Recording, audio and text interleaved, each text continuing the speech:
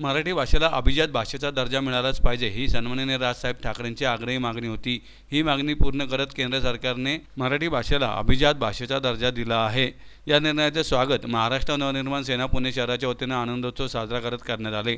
अलकाडाकी चौकात आज सकाळी महाराष्ट्र सैनिकांनी एकत्र येत फटाके वाजवून व नागरिकांना पेढे वाटत या निर्णयाचे स्वागत केले।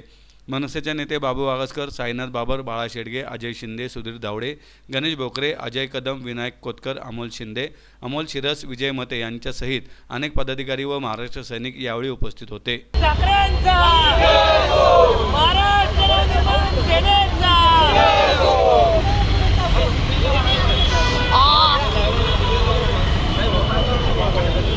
पाय 5-7 काय लागले आहे।